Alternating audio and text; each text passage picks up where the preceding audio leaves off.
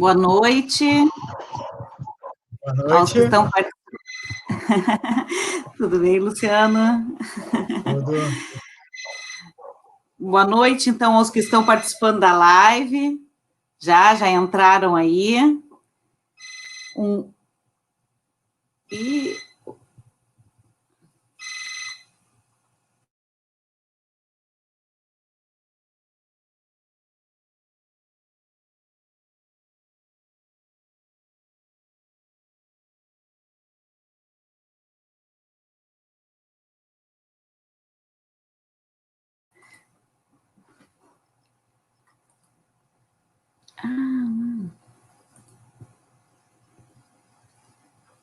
Desculpa, gente, o telefone tocou aqui bem na hora.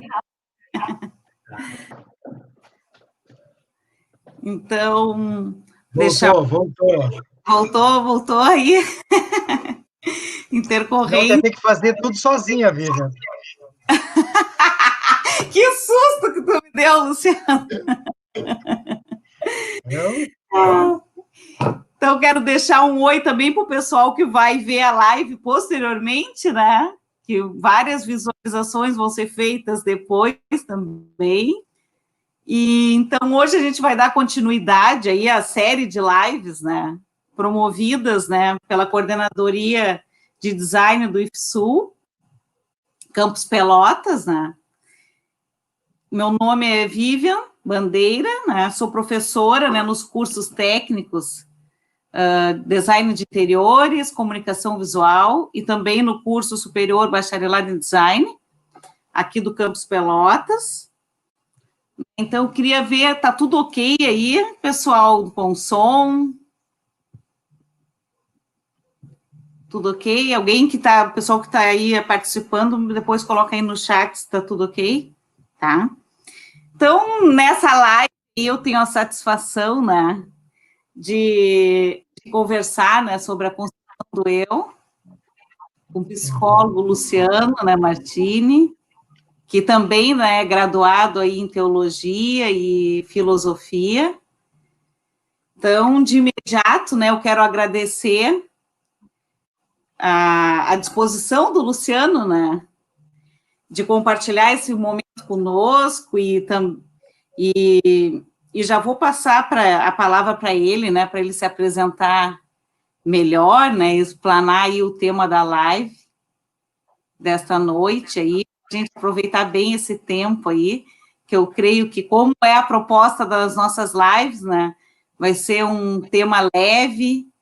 Estou aqui para ouvir, com toda a disposição para ouvir e aprender bastante com o Luciano hoje, e acredito que os participantes aí também. Então, é isso, vamos começar te ouvindo, então, Luciano. Bem-vindo. Boa noite, Vivian. Desculpe aí o susto,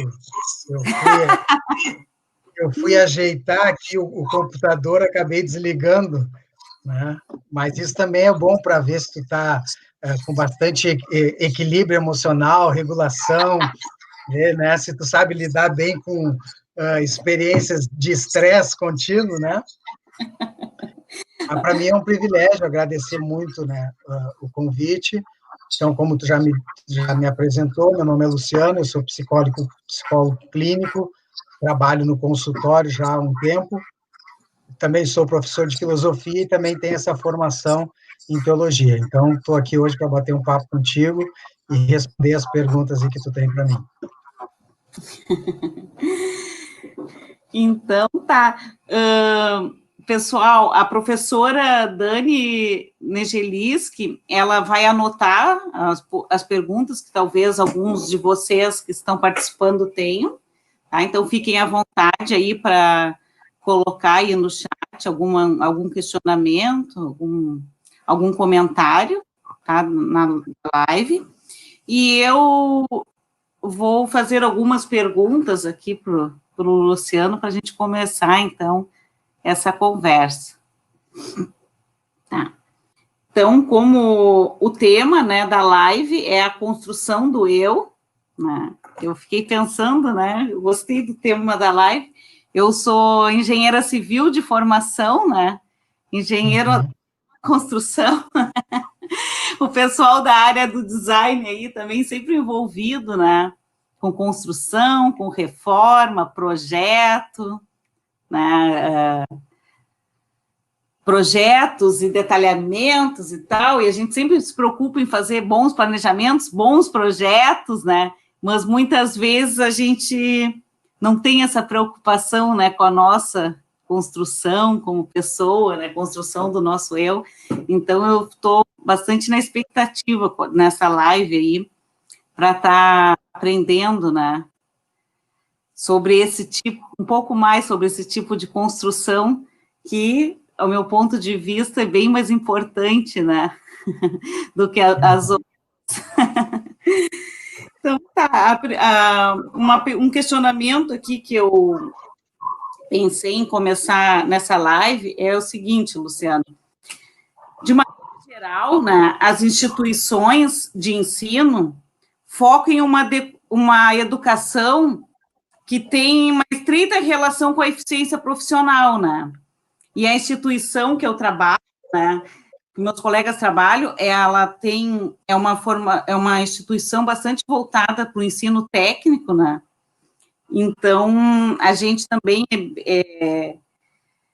tem bastante esforço, né, nessa eficiência profissional. Mas na educação em geral, eu vejo que há pouco investimento na maturidade do eu. Todos ansiamos, né, por um mundo com pessoas que sejam mais lúcidas, com pessoas mais coerentes, generosas, ousadas, a gente sempre fica nessa expectativa, né? No momento de pandemia, também a gente fica, como será que as pessoas vão ser depois que tudo isso passar? Então, a gente fica se questionando e ansiando, né, por um tempo que as pessoas sejam realmente mais generosas, né, e mais coerentes, né?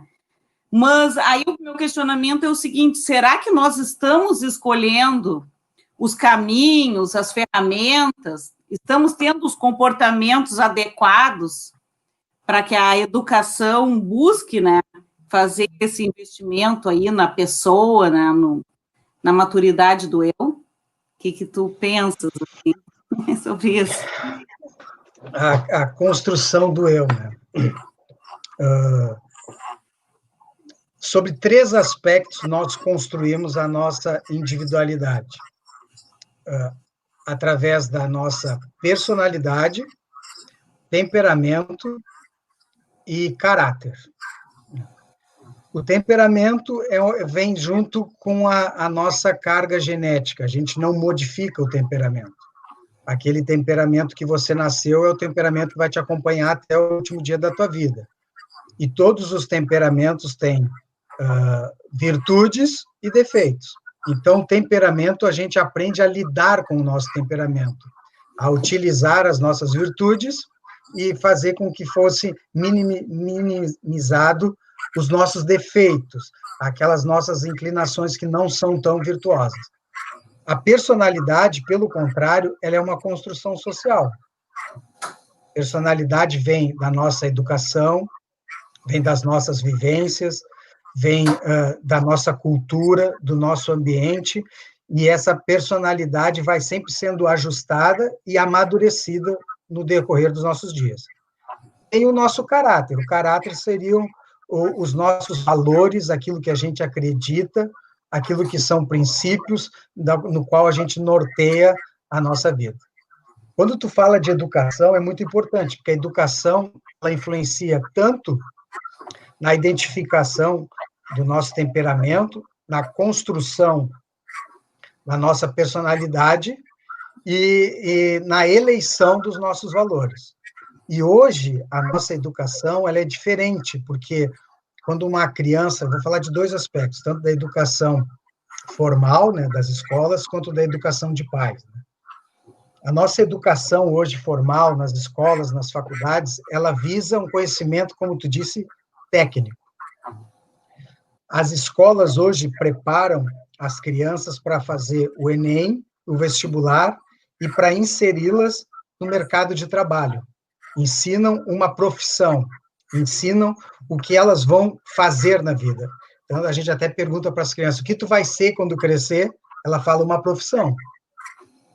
Ela não fala de uma virtude, eu quero ser uma pessoa íntegra, honesta, feliz. Não, eu vou ser engenheiro, eu vou ser psicólogo, eu vou ser piloto.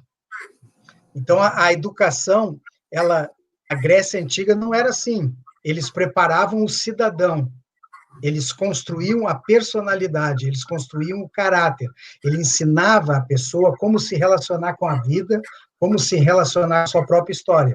Hoje nós perdemos isso. Hoje nós temos muito conhecimento técnico. A gente aprende matemática, português, biologia, história, mas no contexto emocional, a nossa educação, que seria a psicoeducação, é muito pouca, é quase inexistente. E até na educação dos nossos pais, né? A geração passada se caracterizou por pais muito rígidos. E a educação era também mais rígida, mais conservadora. Hoje, o que a gente vê é que essa educação mudou um pouco. Se tu observar as crianças, os adolescentes da atualidade, eles têm muita inteligência. Rapidamente, eles começam a se relacionar, principalmente com a tecnologia, através do celular, do computador, da Netflix. Pela primeira vez, a geração mais nova está ensinando a geração mais velha. Pela primeira vez na humanidade, a gente vê o conhecimento passando dos novos para os mais velhos. Sempre foi dos mais velhos para os novos. Então, as nossas crianças, os nossos adolescentes, estão muito inteligentes, muito capazes, muito espertos na tecnologia. Mas, por outro lado, muitos despreparados emocionalmente. Por causa da educação rígida dessa geração passada, os pais de hoje tendem a proteger muito os seus filhos. O nosso mundo está muito violento, há muitas incertezas, muitas dificuldades, e a gente acaba protegendo os nossos filhos dentro de casa, dentro dos pátios, dentro dos condomínios, e a gente faz com que eles não sofram e que não possam participar das agruras da vida e da sociedade. Isto, Vivian, está gerando uma nova geração que não aguenta ser frustrada. Hoje, os adolescentes, por terem sido super protegidos por seus pais, que se constrangem, dizer um não, o filho quer uma coisa, você vai lá e compra, o filho bate pé e diz, eu quero isso, a gente acaba cedendo, a gente acaba deixando, até por causa, muitas vezes, da culpa, a gente quer ser bons pais, não quer ver os filhos tristes, não quer ver os filhos magoados, a gente protege eles de se frustrarem. E quando eles crescem e começam outros tipos de relacionamento, e tu sabe que a vida acaba nos frustrando, eles não estão preparados para serem frustrados. Então, hoje a gente vê um adolescente, ele começa a namorar, a menina que ele está namorando acaba o namoro, ele não sabe o que fazer com aquela dor, ele pensa em se suicidar, ele vai se cortar, ele se frustra, porque como ele foi criado num ambiente muito protegido da frustração, porque nós achamos que nós não devemos frustrar os nossos filhos, nós não devemos dizer não aos nossos filhos, e a gente acaba despreparando eles para a vida, e a vida nos frustra, o mundo vai dizer não para nós. Então, eles não têm essa resistência emocional de lidar com a frustração, lidar com o sofrimento, lidar com a tristeza, saber que aquilo passa, saber que eles têm que superar aquilo e que a vida continua. Então, hoje, os consultórios de psicologia estão cheios de adolescentes com depressão, com ansiedade, com automutilação, com risco de suicídio por não saberem lidar com a frustração. Muito bem, bom. Realmente, talvez não estejamos lidando, né, ajudando, né, as crianças, os adolescentes a se construírem, né, de maneira saudável, né.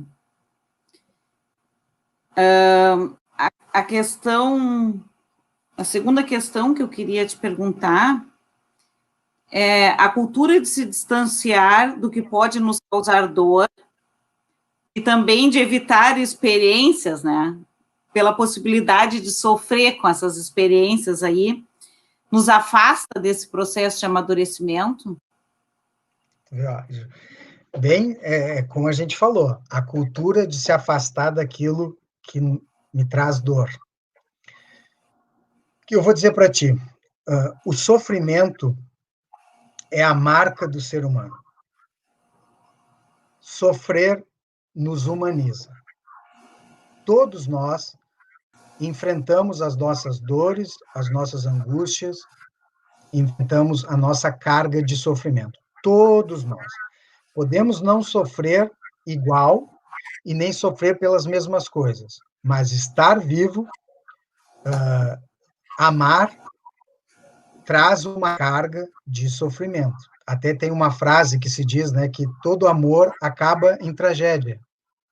Porque mesmo se o amor consolidado, um dia um deles acaba vindo a falecer e acaba em tragédia. Então, essa possibilidade, Vivian, de não sofrer, não existe. De você viver os teus dias, você construir a tua história sem sofrer, não existe. Então, o que a gente pode fazer? Parece até um pouco meio pessimista dizer isso. Bom, então não tem como escapar disso. Na verdade, do sofrimento não tem como escapar. Mas o que pode, o que deve ser feito? Já que nós não temos a possibilidade de não sofrer, o que a gente precisa entender é pelo que a gente sofre. Se eu não posso simplesmente escolher não ter sofrimento, eu posso escolher pelo que eu resolvo sofrer. Então, você sofre por coisas que valham a pena o sofrimento. Para que, mesmo que no final da tua vida, tu olhar para trás e pensar assim, olha, minha vida teve muita dor, teve muita luta, teve muito sofrimento, mas se tu chegar à conclusão que tu sofreu pelas coisas certas, pelas coisas que valiam a pena, você vai ver que viveu uma vida digna. Tanto quando eu falo valer a pena, é literalmente a pena como se fosse de apenado, uma pena de carcerária. É o sofrimento, tu sofre aquela pena, mas por aquilo que realmente tem valor para você. O problema é que, atualmente, a gente acaba sofrendo por várias coisas que não valem a pena. Você sofre por bobagem. Se você sofre por um relacionamento, se você sofre por uma pessoa que você ama, se você sofre pelos seus filhos, se você sofre pelas coisas que você acredita, se você sofre para se manter íntegro com a tua essência, com a tua história, vale a pena. É um sofrimento que vale a pena. Tudo na vida que é valioso, a gente paga um preço, e paga um preço até de sofrimento e de dor. Pessoa que tá fazendo a faculdade ali, vai passar por apertos, vai passar por dificuldades, vai passar por momentos ruins, mas vale a pena você estudar e concluir o seu curso. O problema está quando a gente sofre por coisas que nós não deveríamos sofrer, por orgulho, por ganância, por ciúme, por coisas que não vão acrescentar nada na nossa vida, por estética, por estar preocupado com a opinião dos outros, por estar preocupado por coisas que não deveriam valer o nosso sofrimento. Então, na clínica, quando a pessoa está muito sofrida, nem sempre ela vai encontrar uma maneira de acabar com aquele sofrimento.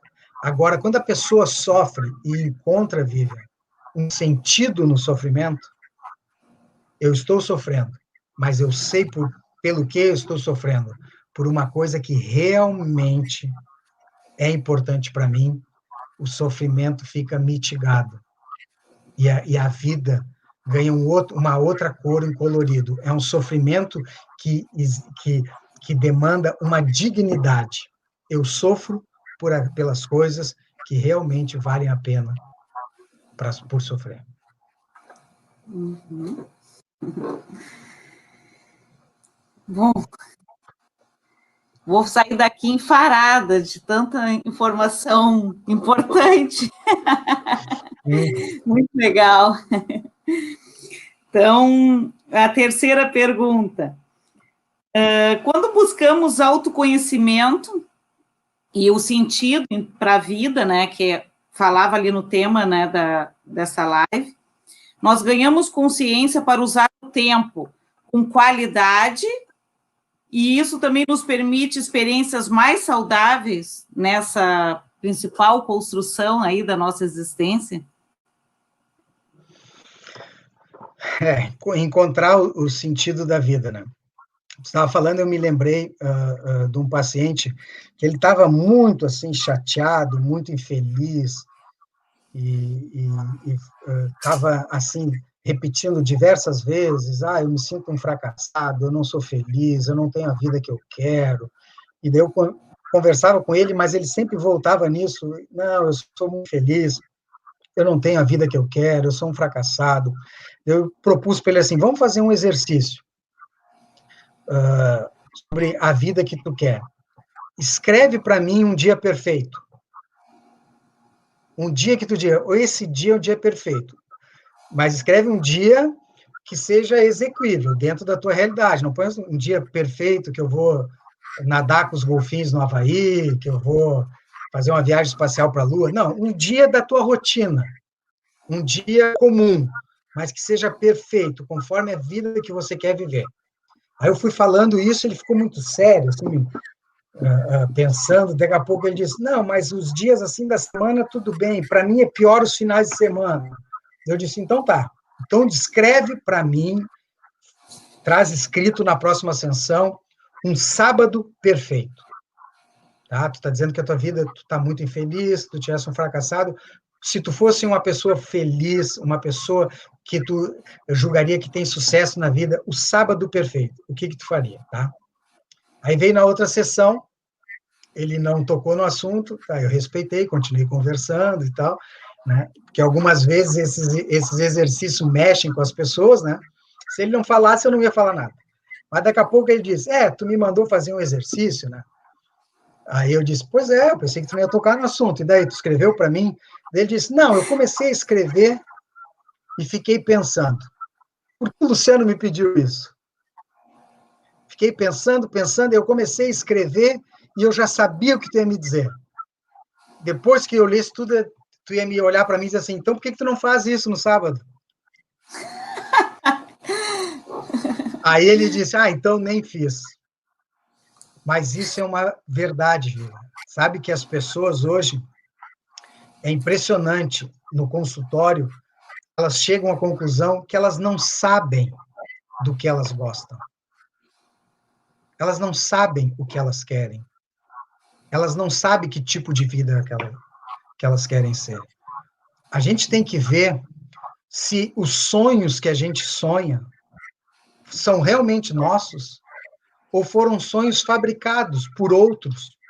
Foram sonhos da família, foram sonhos que a cultura te impôs, ou até mesmo a mídia, ou o estado de consumo, que vão nos vendendo coisas através das redes sociais, através da cultura. A gente pensa, eu quero comprar aquela casa, eu quero fazer esse esporte, eu quero ter essa profissão, eu quero casar, eu quero ter uma casa na praia.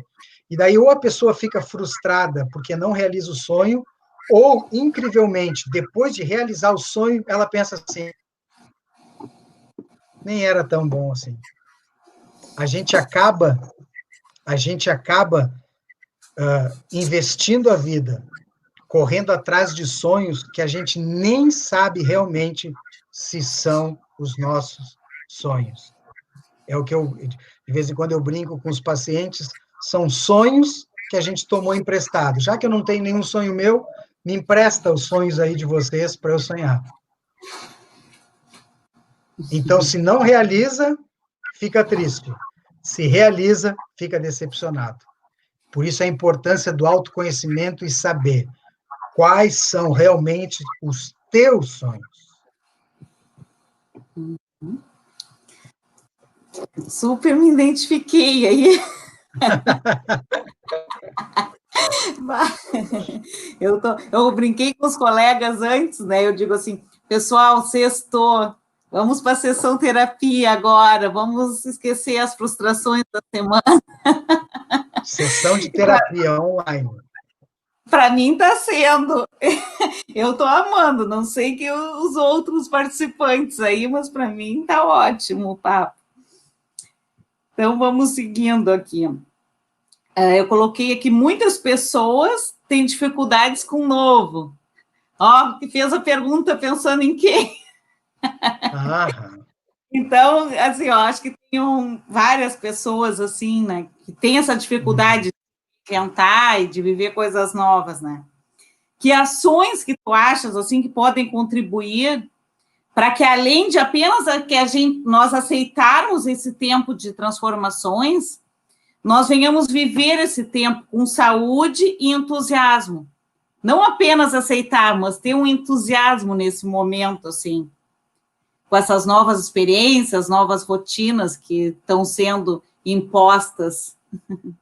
Ó, também está comigo ali, ele disse que está gostando muito. Tá bom. Por isso a importância do autoconhecimento.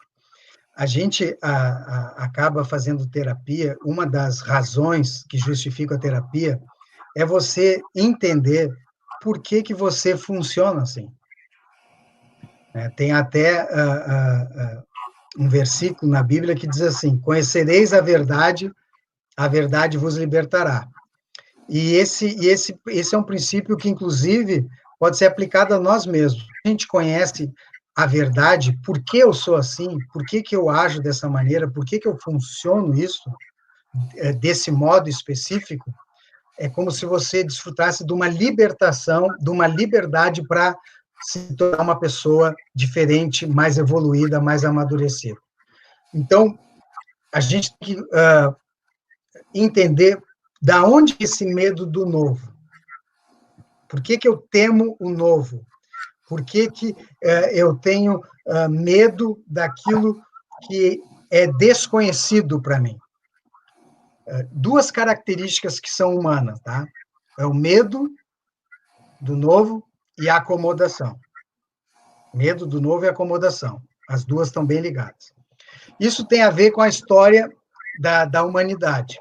Quem foram os seres humanos que conseguiram sobreviver e evoluir? Os seres humanos que, diante do seu ambiente, eles chegavam no lugar, eles começavam a procurar os perigos daquele lugar. E se fizer frio? Vamos nos preparar para o frio. Construiu lá uma cabana, construíam roupas, agasalhos. Vinha o frio, aqueles que anteveram a dificuldade do frio sobreviviam, os outros acabavam por perecer. E se vier seca? Então, vamos construir as cidades perto do rio, perto de fonte d'água. Aqueles que anteveram a seca sobreviviam. E se algumas feras, alguns animais nos atacar aqui? Bom, então vamos construir perto de montanhas para nos proteger, vamos criar instrumentos aqui para a nossa defesa. E se nós estivermos andando aqui e acontecer alguma coisa, então eles tinham que estar sempre prevendo o perigo. Eles tinham que antever as situações que seriam contrárias. Quem conseguiu fazer isso da melhor maneira, prever os perigos, notar as contrariedades antes de que acontecesse, foram os que sobreviveram. Os outros acabaram sucumbindo. Quem são esses? Os nossos antepassados. Isto foi gerando em nós uma maneira de pensar, uma maneira mesmo, um gerenciamento de emoções e pensamento que entrou dentro da nossa biologia, das nossas conexões sinápticas, que hoje a gente continua, diante de qualquer desafio que seja o novo, procurar os perigos. E se não der certo? E se eu for demitido? E se eu ficar doente? E se o meu relacionamento não der certo? E se eu não conseguir realizar essa tarefa? Por causa dessa carga genética que nós recebemos, nós fomos inclinados a sempre olhar o perigo e olhar o negativo. Só que hoje nós não vivemos perigos assim. Hoje não tem um tigre na esquina, Hoje não, o frio, a gente tem casa, hoje a gente não sofre com, não está à mercê de tantos perigos imediatos, mas a nossa mente foi trabalhada para se inclinar. Cuidado com o novo pode trazer coisas perigosas que nós não estejamos preparados. E isso fez com que a gente se acomodasse. E o ser humano tem a tendência a se acomodar. Vivian, a gente acaba se acomodando até com coisas ruins, até com coisas negativas. A gente prefere ficar naquilo que é habitual, naquilo que não é nos familiar, mesmo que seja ruim, porque a gente já conhece. Porque o desconhecido, eu não sei o que vem de lá. E tu começa a procurar os negativos e tu te acomoda, mesmo que você esteja numa situação incômoda. É verdade. Tu tá rindo, né?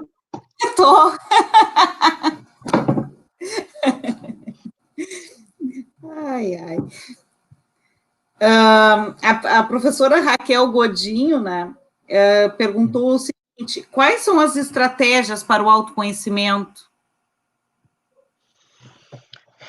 Várias, né? O autoconhecimento, bom, uma estratégia é a terapia. A terapia é um lugar de escuta onde você vai encontrar uma pessoa imparcial para te ouvir e onde, quando você um lugar onde você vai falar das tuas coisas, e quando tu está falando, tu também está te ouvindo. Tu também está te ouvindo. E muitas vezes a gente surpreende com aquilo que a gente está falando. O autoconhecimento também vem através da autoobservação. Hoje as pessoas, praticamente todos nós, acabamos funcionando no automático. E se tu funciona no automático, você se condena a estar sempre repetindo as mesmas coisas.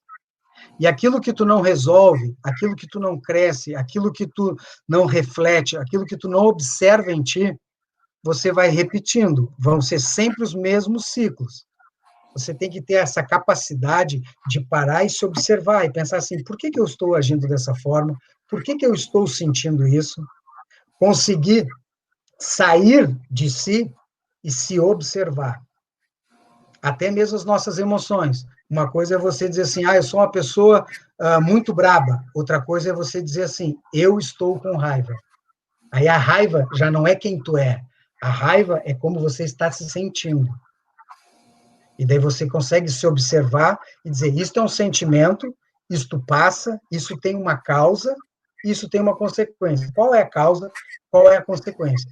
Então, assim, tu começa a te conhecer e tu passa não somente a ser um coadjuvante, mas tu começa a ser protagonista da tua vida, protagonista da tua história, protagonista das tuas escolhas conscientes. É um processo de amadurecimento. Primeiro passo para o autoconhecimento é se embrenhar, é se enganjar nessa missão. Eu quero me conhecer, eu quero amadurecer, eu quero evoluir, eu quero ser uma pessoa melhor. Ótimo. Tenho mais duas perguntas aqui. Da professora Dani Negeliski. Ela pergunta o seguinte: pensando nos alunos na situação de isolamento da pandemia, quais os conselhos ou dicas para passar por isso da melhor maneira? Muito boa pergunta.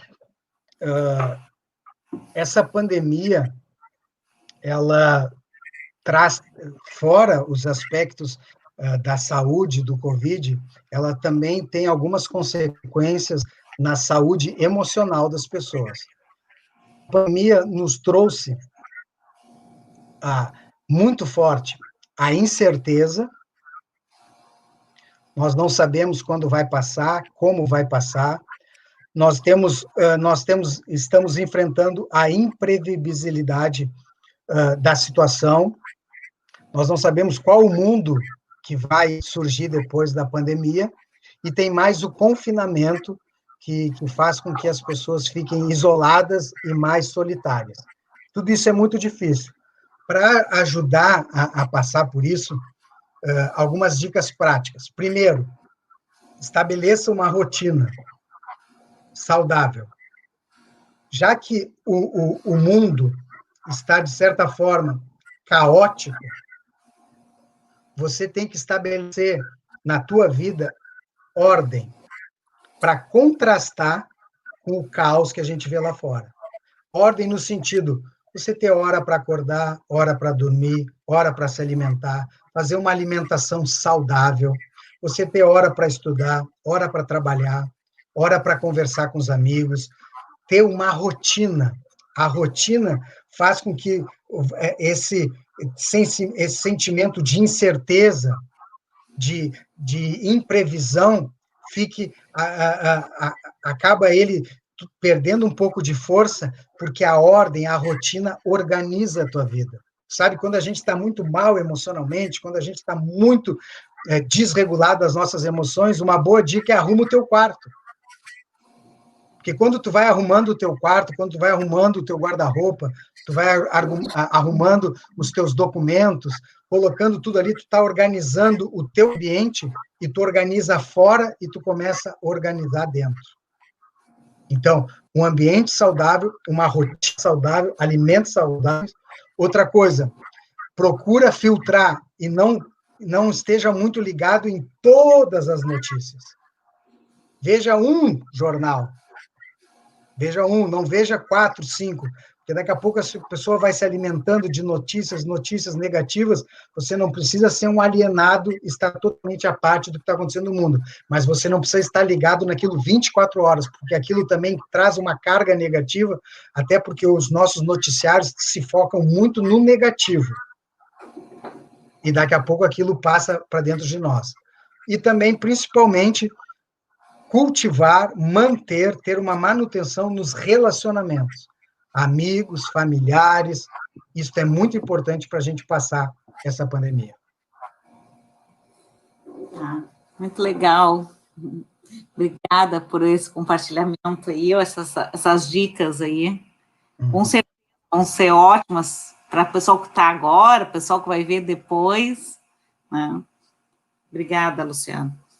Tem uma segunda pergunta da professora Dani. Como os professores podem trabalhar com alunos que não aceitam críticas? Socorre, Luciano! Como a gente tem dificuldade de aceitar crítica, né? Um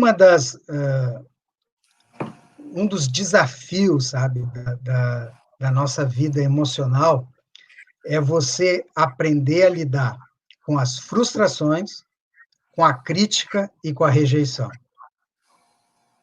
Essas 3 coisas. Ninguém gosta de ser criticado, ninguém gosta de ser frustrado naquilo que você quer, e ninguém gosta de ser rejeitado. Agora, nós temos que aprender a lidar com essas coisas. Por que uma pessoa, quando é criticada, fica muito mal? Uma pessoa, quando ela é rejeitada, ela se sente arrasada. É normal você ter um desconforto, um incômodo com aquilo. Mas se aquilo vai além do limite saudável, pode ter certeza que há um desequilíbrio funcional na maneira como tu interpreta a vida. Por que é tão difícil para uma pessoa ser criticada? Porque quando ela é criticada, ela pensa que ela está sendo criticada no todo. Se a professora pega e fala assim, esse teu trabalho não foi legal. Esse teu trabalho, essa tua prova, não alcançou o critério que foi proposto. Se a pessoa fica muito magoada com aquilo, é que, na verdade, ela está achando que o que está sendo criticado não é o trabalho dela, mas ela em si como pessoa e como profissional. O professor está dizendo, o teu trabalho não é bom, mas ela está ouvindo, eu não sou boa. Tu está dizendo assim, a tua apresentação não foi suficiente. Ela está ouvindo, eu não sou suficiente. E isto vem muito da nossa educação. Isso vem muito da experiência com os nossos pais e nossos cuidadores. Se a pessoa já desenvolveu uma baixa autoestima, ou teve pais muito rígidos, ou presenciou muitos conflitos familiares, ou conviveu com uma mãe ou um pai que sofria de depressão, e tantas outras causas que fez com que a minha autoestima, o meu autoconceito fosse abalado, quando ela, agora um adulto, ouve uma crítica, ou se sente rejeitada, ela invoca aquela criança ferida, ela invoca aquela criança que sofreu, e daí é dor sobre dor. Pode ter certeza. Como é que é o nome da professora? Daniele. Daniele, pode ter certeza que a pessoa que fica muito machucada com a crítica, ela está achando que ela está sendo criticada. Ela como pessoa, como indivíduo. Então, isso também é uma parte do ensino, é a gente começar a explicar que o nosso assunto aqui é trabalho, é prova, é uma missão específica, não é tu. Ótimo. Vamos para outra aqui, então.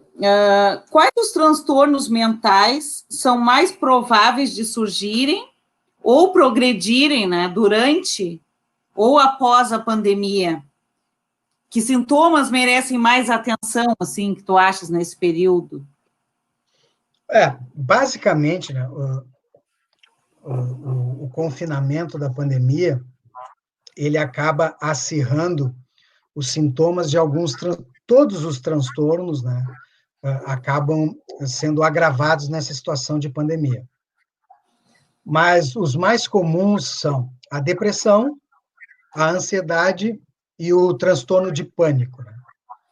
Então, a depressão é aquele sentimento de apatia, ela já não tem mais vontade de fazer nada, uma culpa excessiva, é sempre um mal-estar, é uma pessoa que acaba se isolando, a desregulação do sono, ou começa a dormir muito ou dormir pouco, a desregulação do apetite, ou come demais ou come de menos. Todos esses são sintomas que a gente tem que estar cuidando. Se você começa a cair nisso, você pode estar entrando numa condição depressiva. A ansiedade é mais aquela preocupação excessiva, é a pessoa com uma tensão, tanto muscular quanto tensão em relação aos assuntos, é a pessoa que vai deitar e não dorme, fica pensando nos problemas, nas dificuldades que vai fazer, começa a ter uma negatividade, começa a vislumbrar que o futuro é sombrio, vai ter problemas, vai ter dificuldade, começa a ficar mais irritada, raiva, e isso no convívio social a gente vai começando a notar, a pessoa está muito irritada, a pessoa já responde mal, a pessoa está muito intolerante, isso pode ser um indício ou de uma depressão, porque a depressão clássica que as pessoas pensam é alguém que está triste, mas algumas vezes uma pessoa com muita raiva também pode ser manifestação de uma depressão. Muitas vezes a raiva é uma maneira de estar triste. E o pânico, se a ansiedade é uma condição crônica, assim, durante a tua vida, está sempre preocupado, ansioso, nervoso, negativo, o pânico é uma condição aguda. É toda essa ansiedade num pico de ansiedade.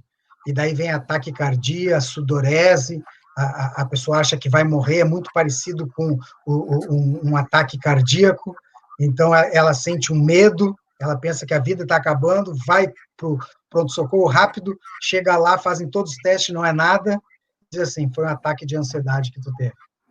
Então, essas coisas, não dormir bem, sem vontade de fazer as coisas, muito apática, raiva, intolerância, tensão, preocupação excessiva, todos esses são fatores que a gente tem que estar vigiando e cuidando.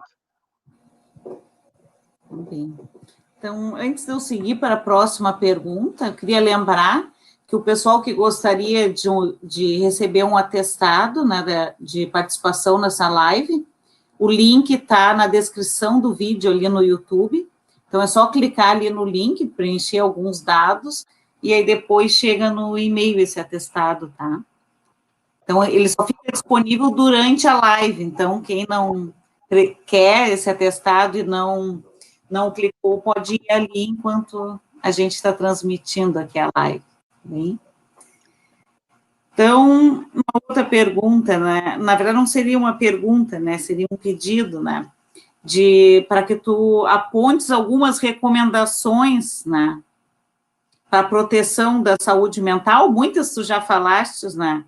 E emocional nos ambientes diversos, assim, familiares, profissionais, acadêmicos e sociais, né? Hoje está tudo um pouco misturado, né? Ambiente profissional e familiar, né? Até foi engraçado, acho que foi ontem, né? Que a gente estava jantando e eu falando em trabalho e coisa, e aí o Cris, o meu marido, falou assim: na hora da janta, tu tá trazendo o trabalho para casa? Eu digo, não, ops, o trabalho está em casa agora, né? Antes a gente tinha opção de trazer ou não o trabalho para casa, né? Hoje, a maior parte está trabalhando em casa, né? Então, que recomendações, assim, que tu acha que pode ainda dar, né, para a gente se proteger, assim, emocionalmente, né, nesses vários ambientes, né, familiares, profissional, acadêmico, social? Tá bom. Tem um livro chamado O Jeito Harvard de Ser Feliz. É uma cadeira, né, que faz parte do conteúdo programático lá da Universidade de Harvard sobre felicidade. E é baseado num estudo que eu quero falar um pouco para vocês. E quando eles lançaram essa cadeira, eles pensaram que poucos alunos iam participar. O nome da cadeira, imagina, é Felicidade. E hoje ela é a campeã de presença de alunos, é a que fecha mais rapidamente lá em Harvard, Felicidade. E essa cadeira, ela é baseada num estudo, inclusive tem um dos diretores desse estudo, sabe aquelas palestras que tem ali no YouTube, TED? Tem um ali, vocês podem procurar no YouTube, TED. Eu acho que a palestra, o título dela é O Segredo de uma Vida Boa, Como Ter uma Vida Boa, uma coisa com vida boa, tá? Eles fizeram, olha que interessante, eles fizeram um estudo que durou, e agora continua, 70 anos. Imagina 70 anos um estudo acadêmico. Nenhum estudo até então tinha durado tanto, porque as pessoas acabam morrendo, se desinteressando, mas eles foram renovando a equipe e continuaram. E esse estudo era observar, parece que é 700 e poucos homens, desde a adolescência até o final da vida deles. Desse estudo, parece que só 4 ainda estão vivos, têm 90 e poucos anos de idade. E pegaram tantos adolescentes mais pobres, vindo de classes menos privilegiadas, como adolescentes que eram mais abastados, e acompanhariam o desenvolvimento da vida deles e os fatores essenciais para descobrir o que era mais importante para uma pessoa ter uma vida boa. Então, eles faziam questionários, o que as pessoas procuravam, esses homens, eles diziam, eu quero ter dinheiro, eu quero ter uma boa carreira profissional, eu quero ter fama, e tantas outras coisas. E eles foram acompanhando os homens, e, inclusive, nesse estudo, eles falam ali que um deles se tornou presidente dos Estados Unidos, não sei qual presidente, mas um daqueles ali se tornou presidente dos Estados Unidos. Uns enfrentaram doenças, outros construíram famílias, outros enfrentaram divórcios, alguns conseguiram crescer na sua carreira profissional, outros não conseguiram. Um repertório grande de possibilidades. No final, eles constataram que aqueles que, no final da sua vida, poderiam dizer eu tive uma vida boa, qual foi o fator determinante para que ele chegasse à conclusão que a vida dele foi boa? não foram os que ganharam mais dinheiro, não foram os que tiveram mais saúde, não foram aqueles que tiveram mais fama. Aqueles que julgaram que a vida deles foi uma vida boa, foram os que tiveram relacionamentos bons. Aqueles que conseguiram construir e manter bons relacionamentos, quer sejam familiares ou no círculo de amizade, isto que fez a diferença. Olhando para trás, as melhores lembranças foram aquelas que eles desfrutaram com pessoas que eram importantes, pessoas que eles amaram, pessoas que eles tiveram a oportunidade de compartilhar a vida. Então, a conclusão desse estudo é: o mais importante da vida são os relacionamentos. As pessoas que nutriram relacionamentos bons, inclusive se tornaram mais saudáveis. Mais saudáveis. Os que viveram mais não foram aqueles que tinham colesterol baixo, que não tinham diabetes, que não tinham obesidade. Os que viveram mais foram aqueles que foram felizes. Foram aqueles que tiveram bons relacionamentos. Então, a gente constrói uma carreira, a gente constrói um patrimônio, a gente constrói coisas que a gente se propõe a construir, mas nada disso pode estar à frente dos nossos relacionamentos. Nada vale você construir coisas e abrir mão da tua família, abrir mão das pessoas que tu ama, abrir mão de boas amizades, pessoas que te compreendam, pessoas que te joguem para cima, pessoas que te estimulam. Isto é que vai fazer a diferença no final. Isto é o mais importante. Muito legal. Eu quero essa cadeira de felicidade, coordenadoras aí dos cursos. Queremos a cadeira felicidade no IFSU. Eu quero participar dessa cadeira, eu quero sentar aí e fazer essa cadeira.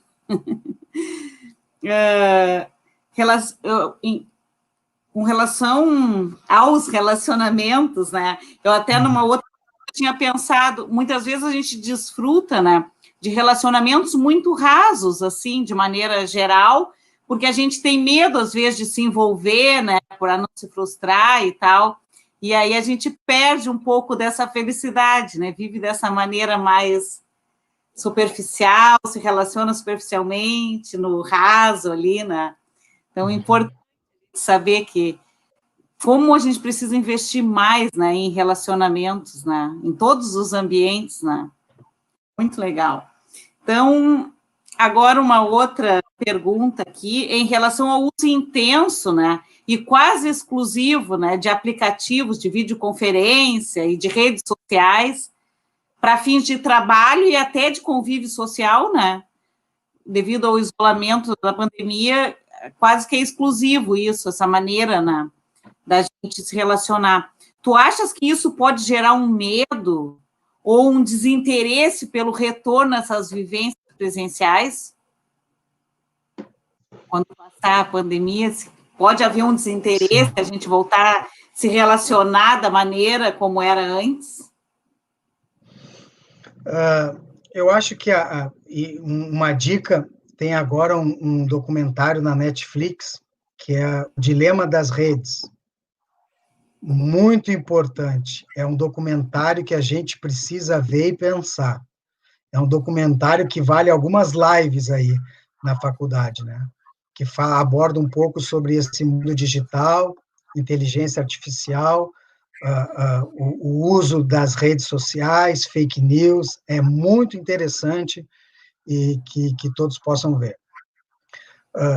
Enquanto a rede social e esses meios de videoconferência forem somente instrumentos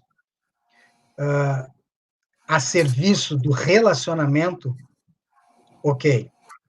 O problema é quando esta vivência com o virtual substitui o relacionamento real. Aí é um problema. aí é um problema. Se o telefone faz com que eu fale com pessoas, que eu conecte pessoas, ótimo. Agora, se o telefone faz com que eu me afaste do mundo real e eu comece a desenvolver uma vida no virtual, aí tem um problema, porque nas redes sociais, ninguém conta a sua vida nas redes sociais. Nas redes sociais, a gente constrói a nossa mitologia. Ali nas redes sociais, a gente coloca as nossas melhores fotos, a gente coloca as informações que a gente gostaria que os outros soubessem a respeito de nós. E isso está gerando uma frustração, porque tu vai lá no Instagram, tu pensa que está todo mundo feliz, todo mundo saudável, todo mundo no restaurante, todo mundo na praia, só tu que está tendo uma vida terrível. E daí você começa a acreditar mais no mundo virtual que no real. Então, se esse sim é o problema. Se a internet te captura da realidade, da vida concreta, isto sim é um perigo para nós. Uhum.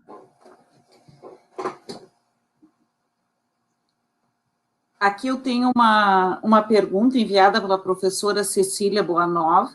Ela pergunta assim: como os professores podem melhor acolher tantas diferenças de maneira mais generosa e curativa, uma vez que nem todo mundo faz terapia? Verdade, verdade. A principal coisa, como é que é o nome da professora? Cecília. Cecília. As pessoas precisam serem ouvidas.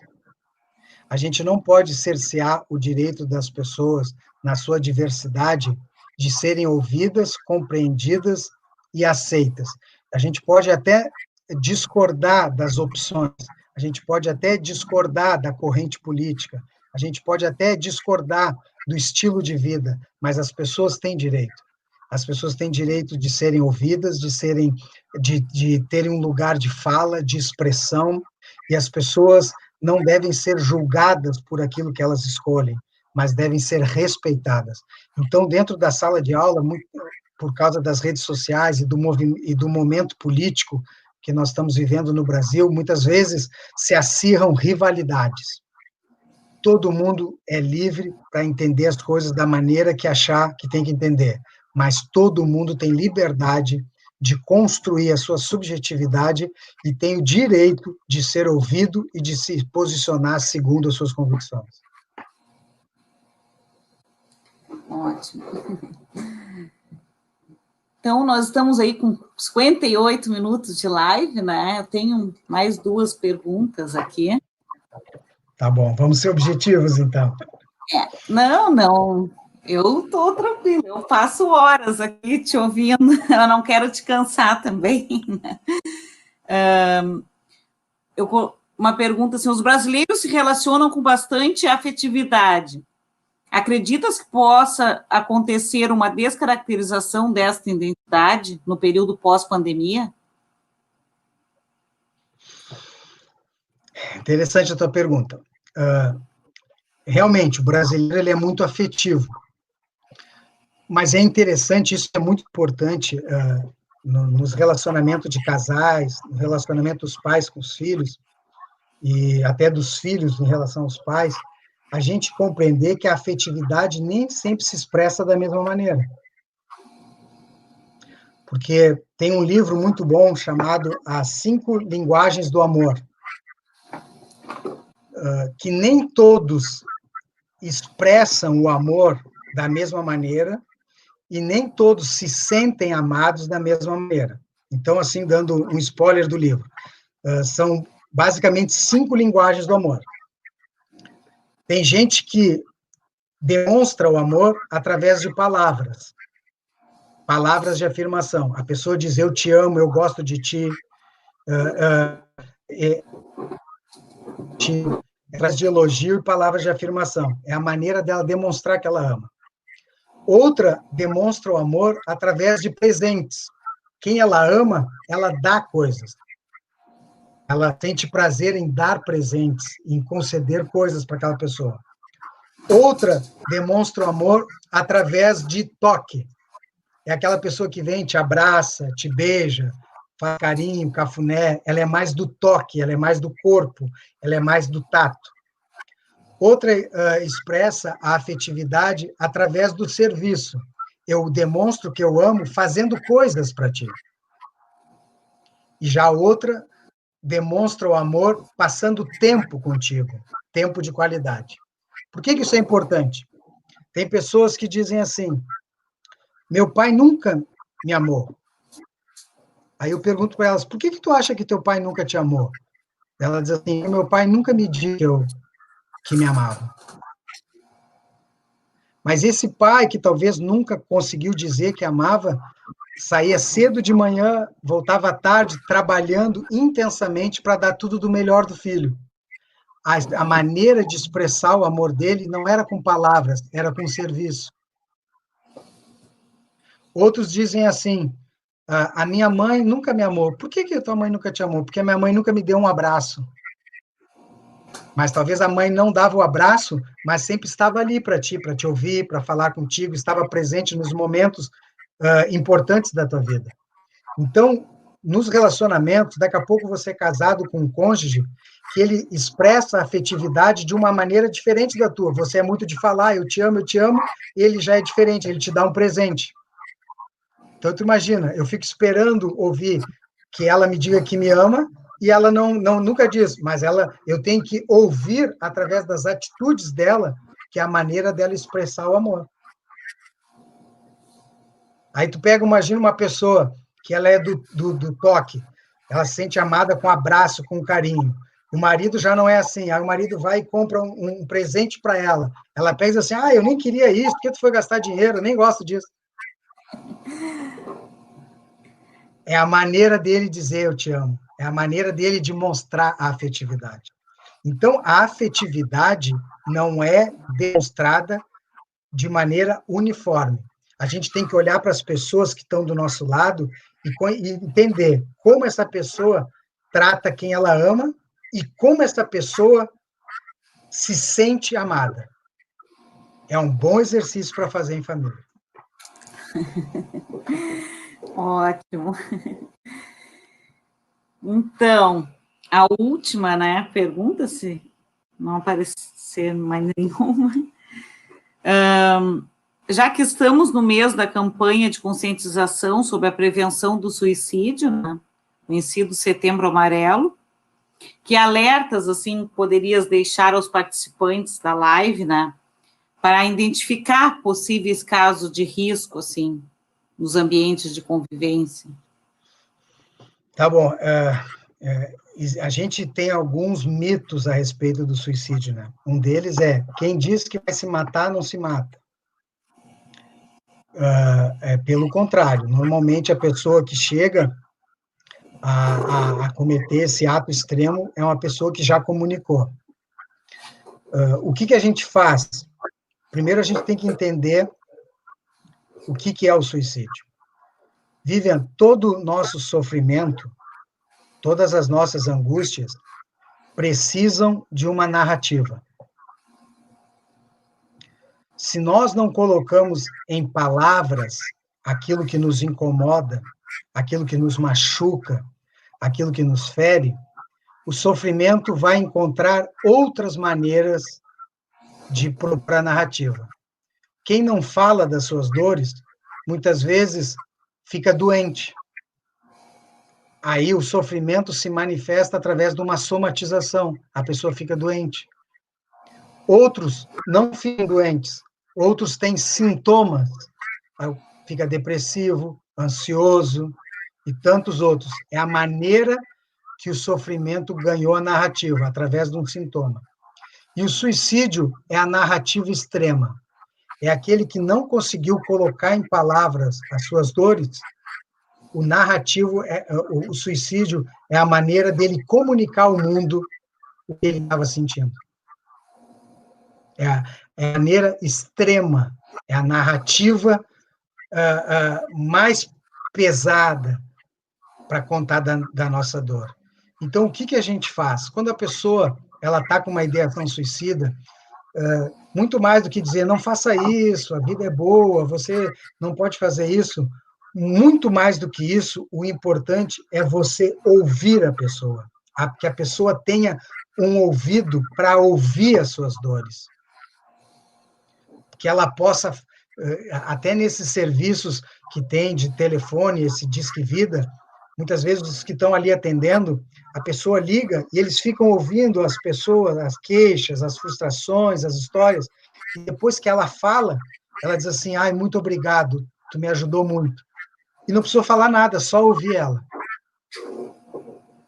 Então, quando a pessoa começa a se isolar, quando a pessoa começa a falar coisas do tipo assim, eu acho que não tem mais razão de eu estar vivo, me dá vontade de acabar com tudo, não sei o que eu vou fazer da minha vida, já liga um sinal de alerta. O que a gente pode fazer é se colocar à disposição. Se tu precisar falar com alguém, eu estou aqui, eu vou te ouvir. Sem julgamento, sem dar a minha opinião, eu vou estar preparado, eu vou estar disponível para te ouvir. Isto é fundamental. Ótimo. Então, queria ver se Luciano, se tu queres falar mais alguma coisa, fazer alguma consideração mais nesse momento. Não, agradecer as perguntas, né, a oportunidade. A gente falou de muitas coisas, né, depois absorver, mas se ficou o essencial disso tudo que nós conversamos, eu acho que é muito importante a busca pelo autoconhecimento, o amadurecimento emocional.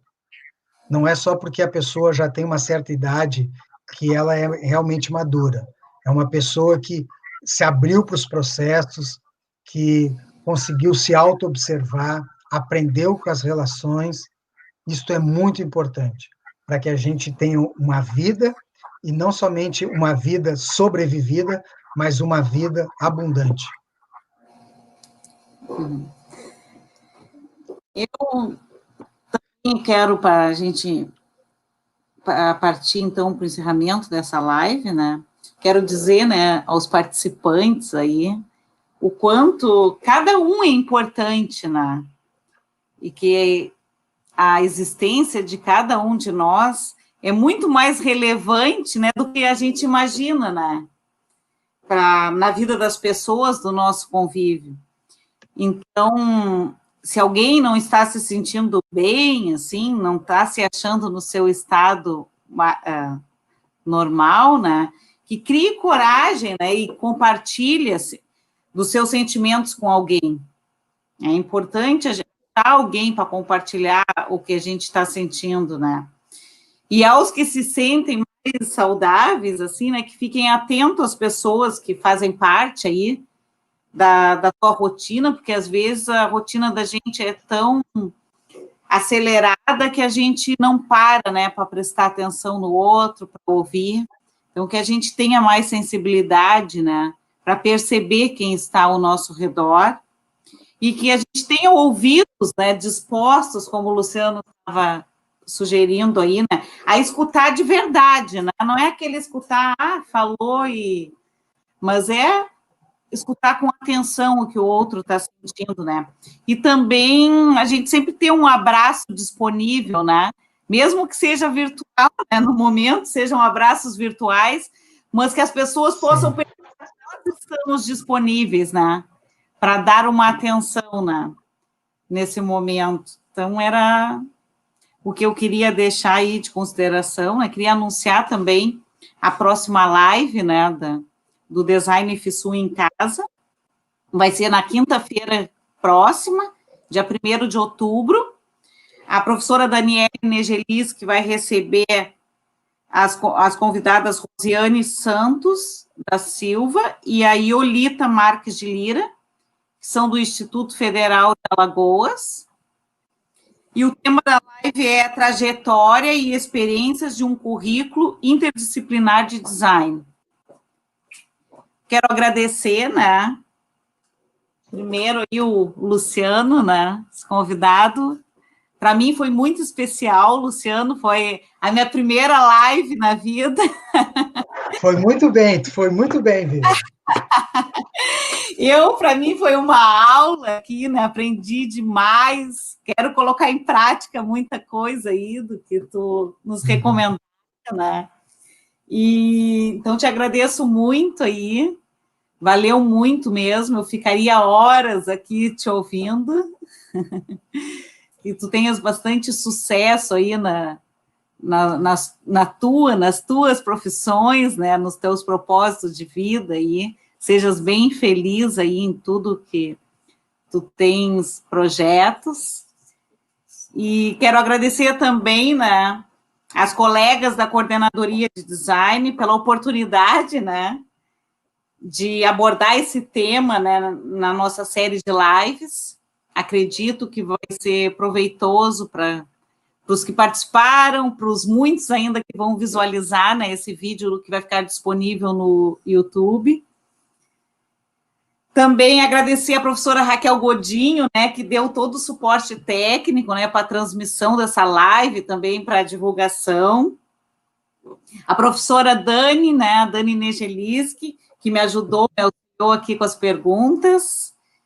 Os alunos, né, a Thaís Raro e o Cássio Alonso, que se envolveram no desenvolvimento da arte aí de divulgação, muito obrigada. Também agradecer o apoio, né, da família aí, que me ajudou também para que esse momento pudesse acontecer, e a todos os participantes. Muito obrigada mesmo. Saio daqui bem feliz, né, agradecida por esse momento. Tá bem? Boa noite a todos. Até a próxima. Beijo, gente. Tchau, tchau.